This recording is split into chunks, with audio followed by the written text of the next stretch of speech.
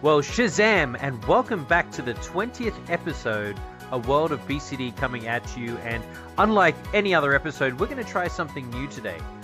Recently, I was approached by a fun colleague of mine, Miss Avina, who you're going to hear from in just a moment, who had this brilliant idea about what if we just had a dialogue around certain themes on the podcast. And I said, okay, Avina, so go ahead, tell me what it is that you're interested in. And so she let loose, and she's about to unleash right now the topics of innovation and of agility with Miss Miriam Moscovici, who is the Senior Director of Corporate Innovation. So I think that this is just going to be a wicked conversation that we're about to have. It's going to be the very first roundtable of a World of BCD podcast. So sit back. Actually, you know what? Sit up. Grab some pens, grab some paper, maybe even a couple of highlighted Post-it notes, because you're going to really enjoy this one. Let's jump right in.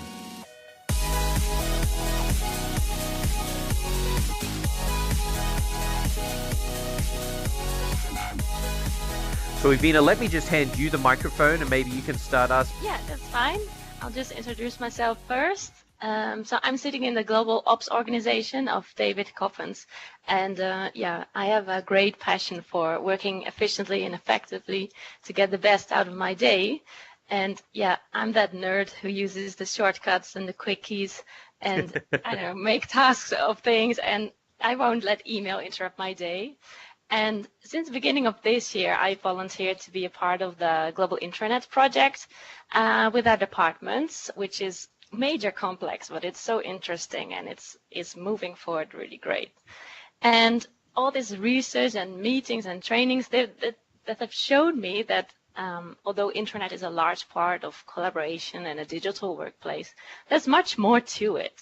And one thing led to the other, and within the Global Ops organization and across our shared service centers, we've created a digital community to create, a professional digital workplace amongst our group. And I've really come to realize that I have a great passion for this, and that's why I'm so excited to do this podcast, which has these topics in it.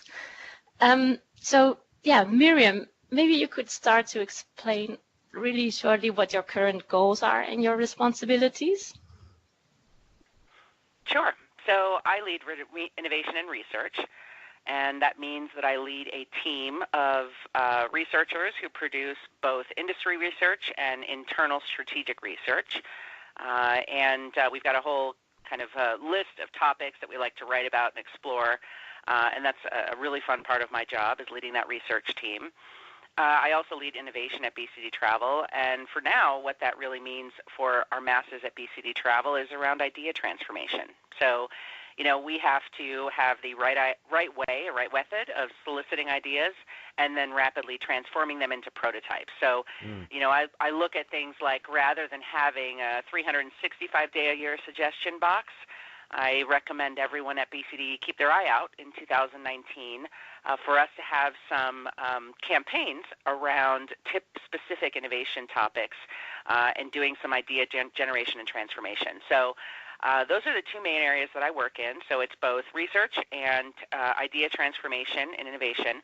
And the third area I work in is around strategic investing, right? So innovation strategy for BCD Travel is a blend of developing our own unique innovation, partnering with the right folks, writing about innovation and driving the industry forward and thought leadership, but also the way that we participate in the innovation space outside of BCD Travel. So whether that means investing or acquiring or partnering with an innovator who can help us meet our goals, those are all things that sort of fall under my area, and that I work with a team of people to make sure we make good decisions.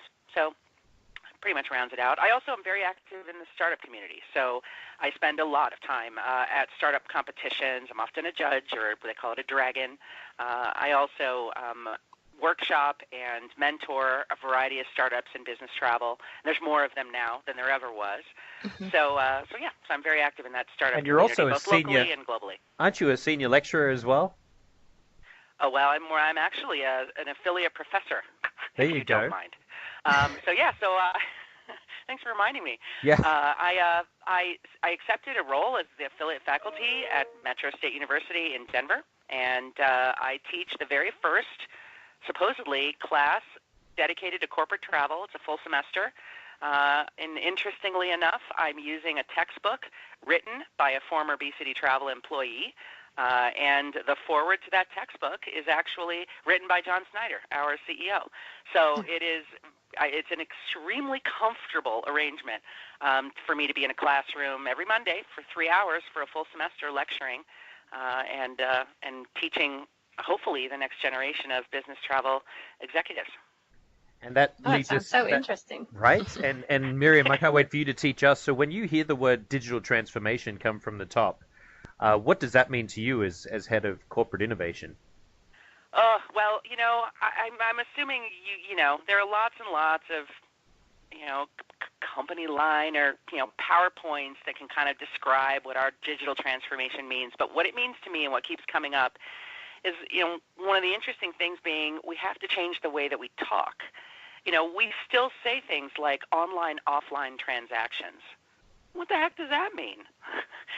There's no such thing as an offline transaction anymore. And what does online actually mean anyway? I think we're even going into a future where there is, many of our bookings or many of the engagements we have with our travelers, which is that's what we are assigned to do, is engage with travelers. Whether we issue a ticket or a transaction during that engagement is just, it's a whole other story. But the engagement with our travelers is a variety of digital experiences, and sometimes we speak to them live.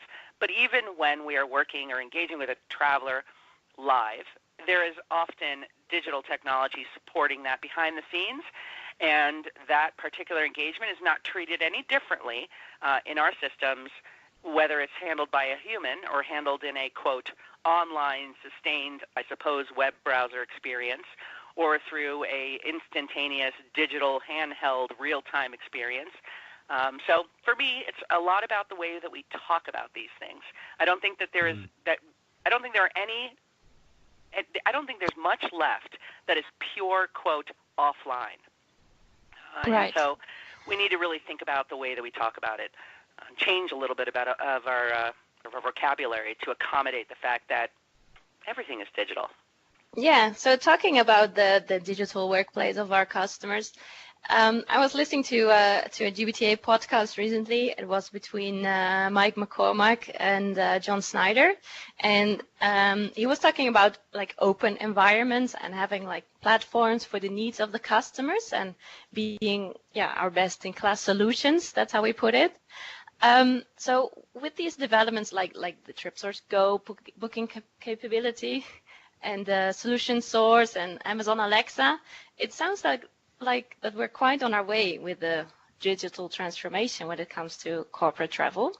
Could you elaborate on that? Sure. So, I think that by design, our platform strategy is about openness and collaboration with partners. So, I think that that's exactly in our minds what we were thinking when that strategy was designed and we began executing on it. Our clients, it's very interesting, they invest a ton of their own money in their own internal platforms. Every company does. And they invest a lot of money and resources into, for example, their HR platform, their own ERP platform, their own CRM platform. All of our clients have platforms they invest in. And we have designed platforms that theoretically and ideally would enable our clients to engage with their platforms and our platforms in a way that makes a lot of sense and drives value. So when a client invests millions of dollars in a CRM platform, there is a lot of potential for a BCD Travel to be able to engage in a meaningful way between our platforms and their, for example, CRM platform to drive even more value to the CRM investment the client has made. So our platform is, by design, like I said, is designed for that kind of collaboration. And just an anecdote, I was hosting my own talk show at GBTA with T News, and the host from T News, who's a journalist, he's been doing this his whole life. T News is dedicated to travel technology. And at one point he mentioned to me as he was looking around the giant trade show floor, which has 7,000 people on it, if anybody is wondering, he commented about how he's never been to a travel industry event where the level of collaboration and cooperation was where it was here in business travel. And I think that is evidence of the fact that in business travel, we know that we aren't going to be the best at everything, but we are going to be the best in finding the right partners, finding the right innovators to work with, help them grow their business, have them help us improve and grow our business. So I think that level of collaboration outside of our own company is something that you're going to see more of, right? And you can see direct evidence at BCD Travel with our solution source strategy, right?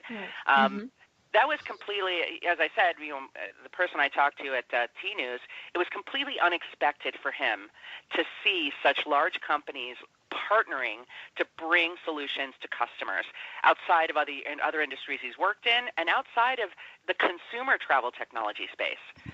Consumer travel technology is all about SEO and can you beat Google and Expedia? Right. Do you even have a chance?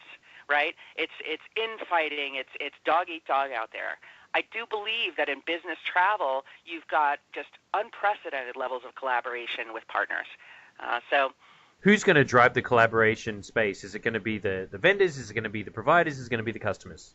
I have a two-part answer to this. I'd like to say that we drive the partnerships and we drive that collaboration. And in many cases we do, right? We are very well aware at BCD as to the things that we don't do and can't do or don't do well and where we would want to seek a best-in-class partner, right? An example is a telephony system, right? We're not going to have folks in the back room building telephones and telephone connections and big boards, right? So that's an area that's pretty obvious, right, these kind of services. There's also ways that we discover an innovation or a function, right, that is better done by someone else. That we can incorporate. So a lot of that does come from our internal team. But I would be lying if I didn't tell you that some of that collaboration is certainly driven by our customers. I wish I could tell you that it was driven all by the amazing, brilliant minds at BCD Travel, but we are lucky. Can you give us an example? Give us an example of what's driven by customer. Yeah, but I do have to say that we are lucky in that our clients are brilliant too, right? So they often bring partners to the table that they believe will enhance our mutual relationship. So they often drive some of that stuff. Specific examples, I guess I would say, Solution Source is a good example of this. We have, and I'm not exaggerating here, hundreds of innovative startups that want to work with us. Of course they do. We're the third largest TMC on earth. So they want to work with us. And for us, weeding through who is going to be the most important or significant to us is a large task. What we're lucky to have is very vocal clients who are engaged who say, listen, I really need you to take a close look at this vendor because I think I'd like to partner with them too. So Solution Source and our clients' priorities are kind of driving who we prioritize. And that should be no surprise to any business person on the phone, right? I mean, demand creates interest. And we're certainly not always going to hunt out things our clients don't seem to be interested in. But when we do have clients that are really interested in some innovations like, for example, PANA or Rocket Trip, those are Group Eyes. These are all new entrants into Solution Source. We wouldn't have driven so strongly with them had we not heard from our clients the kind of needs that they have and them telling us that they would really support that kind of partnership. So I wish I could say it's all internally driven, but I think for now it really is 50-50, and I think that's right. I think that feels right to be taking that kind of direction from our customers and internally. So you're saying that the clients are changing their digital needs and in the way that they want to collaborate or have new digital distribution channels with us. Do you hear anything about client needs in the sense of wanting collaboration apps or chatbots or working in clouds? Travelers are always going to have their personal preference on the channel that they choose to engage with their service providers, right? We happen to be one of them, travel. I think the important thing for us is to make those channels available and, more importantly, synchronize them into what is called the Netflix effect, right? So, A traveler may start their itinerary on their mobile device while they're in an airport waiting for a flight. They might then add a hotel 2 weeks later.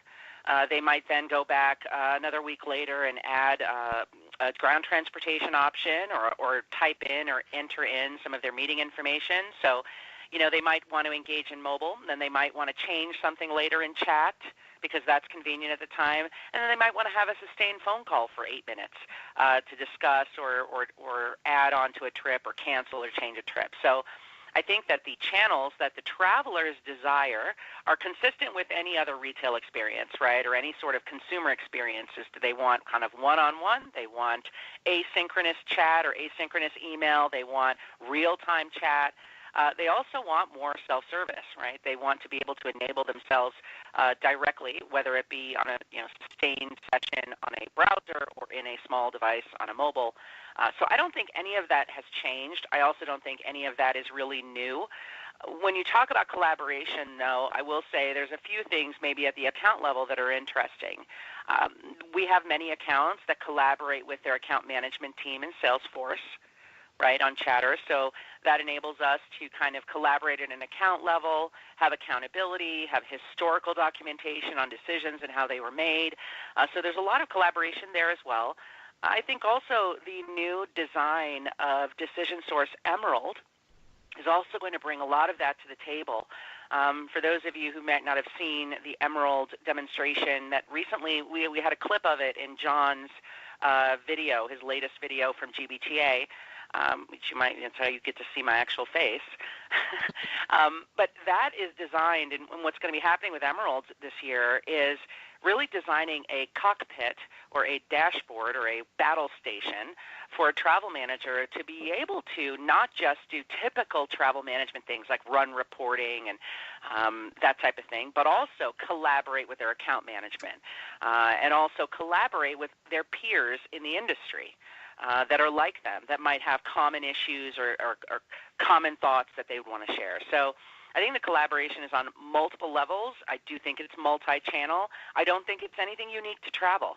I look a lot to the banking industry and to the retail industry for my signals on this. Banking is specifically, banking went through the same transformation we went through. They had tons of brick-and-mortar areas. You used to walk into a brick-and-mortar bank and handle your business, and now you do it all online or at an ATM. In business travel, 20 years ago, we all had little travel offices in all the clients' locations, or we had our own, kind of walk-in services, and gradually in the late 90s and early 2000s, all those on-sites were pulled off, right? We started rolling out online booking tools in the early 2000s. Everything went digital. So I think that same transformation around channel engagement has happened in our industry, as well as kind of banking and finance and, of course, retail.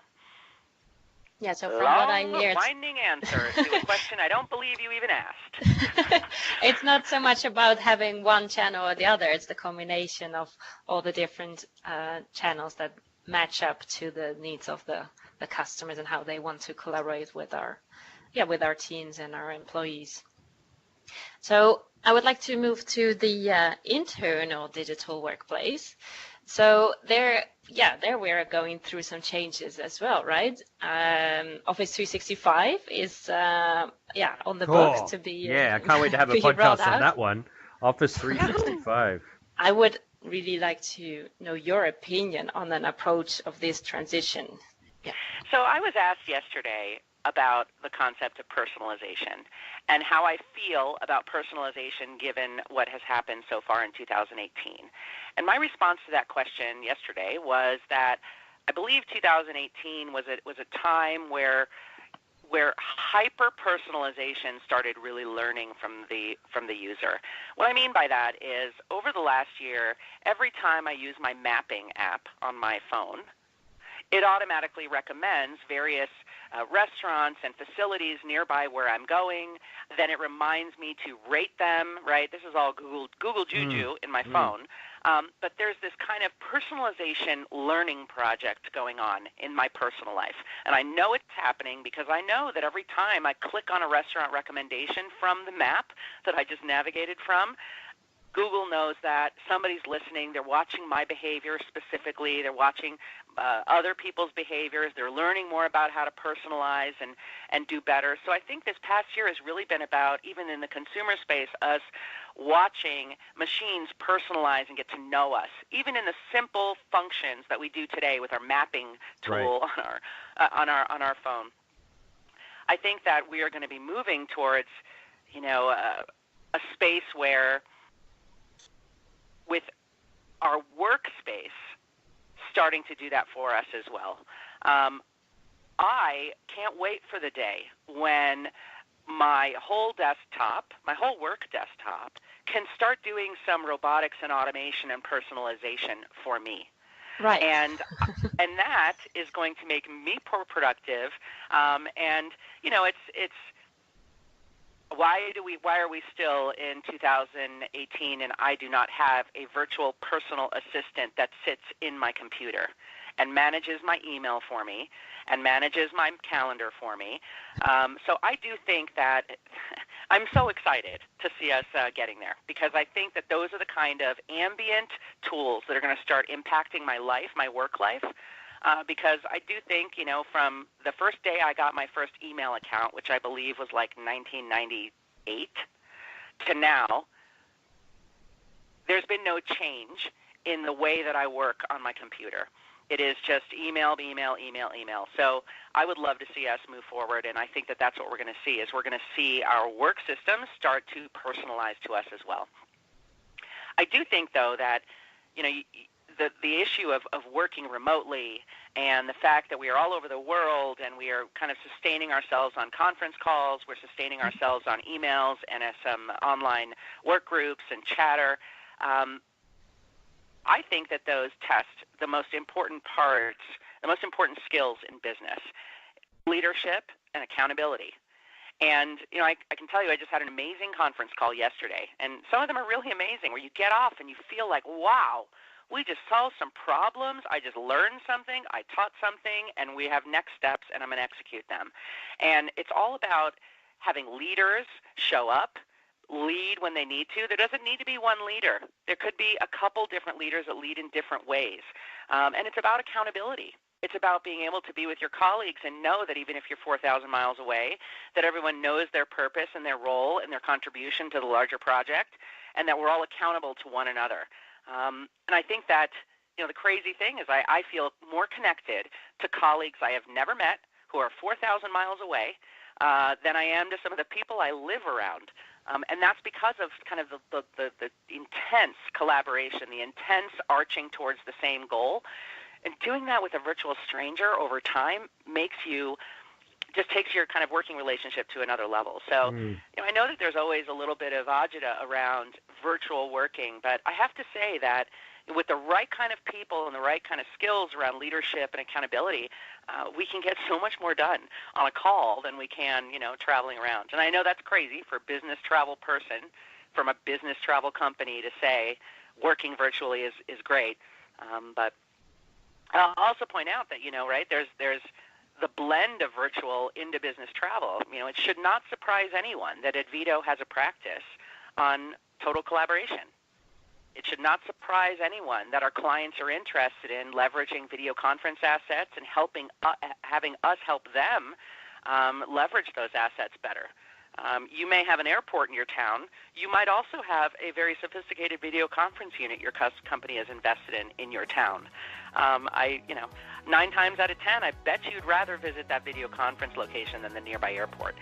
And so I think that in business travel, specifically for our customers, not just for ourselves, we've got to think about, we're helping clients collaborate. We're helping clients do business.